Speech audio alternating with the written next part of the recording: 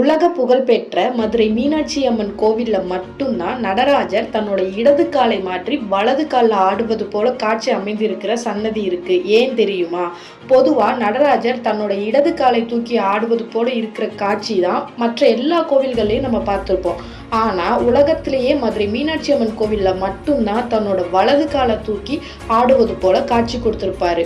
இதற்கான காரணம் என்னன்னா, மதுரையை ஆண்ட பாண்டியர்கள் காலத்துல ராஜசேகர பாண்டியன் அப்படின்ற ஒரு மன்னர் 64 ஆயக்கலைகள்ல 63 கலைகளை மட்டுமே கத்துக்கிட்டு இருந்தாரு. 64வது கலைகளை ஏன் அவர் கத்துக்கலன்னா, சிவபெருமானுக்கே உரிய நடன கலையை அவரோட பக்தரான நம்ம கத்துக்கிறது அவ்வளவு முறையில்லை அப்படின்னு சொல்லிட்டு அதை கத்துக்கிறாம இருந்திருக்காரு. ஆனா அதே ஆட்சி காலத்துல இருந்த சோழ மன்னன் ஒருத்தன் 64 ஆயக்கலைகளையும் கத்துக்கிட்டு இருந்தான். அவன் போய் பாண்டிய மன்னன் கிட்ட, எனக்கு 64 ஆயக்கலைகளும் தெரியும், உனக்கு 63 தான் தெரியும் அப்படின்னு சொல்லிட்டு சீண்ட ராஜசேகர பாண்டிய மன்னன் உடனே அந்த 64வது ஆயக்கலையான நடனக்கலையுமே முழுசா கத்துக்கிட்டாரு. அந்த நடனக்கலையை கத்துக்கிட்டதுக்கு அப்புறம் தான் அதுல உள்ள மகத்துவத்தையும் அதுல உள்ள வலியையும் ராஜசேகர பாண்டிய மன்னர் உணர்ந்திருக்காரு.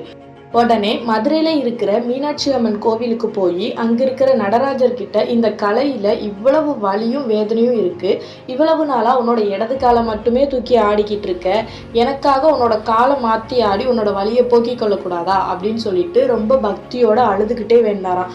ஆனா சிவபெருமான் இதெல்லாம் கண்டுக்கிறவே இல்லையாம். உடனே ராஜசேகர பாண்டிய மன்னன், நீ இப்ப மட்டும் உன்னோட காலை மாற்றி ஆடலைன்னா நான் இந்த இடத்துலயே என்னோட உயிரை மாய்த்துக்குவேன் அப்படின்னு சொல்லிட்டு சொன்னாராம். தனக்காக உயிரையே விட துணிஞ்ச தன்னோட பக்தனுக்காக சிவபெருமான் காலை மாற்றி, அதாவது தன்னோட இடது காலை மாற்றி வலது காலில் ஆடுவது போல காட்சி கொடுத்தாராம். உடனே அதை கண்ட ராஜசேகர பாண்டிய மன்னரோ, இனிமேல் நீ இப்படித்தான் இங்க வர்ற பக்தர்கள் அனைவருக்குமே காட்சி கொடுக்கணும் அப்படின்னு வேண்டிக்கிட்டாராம்.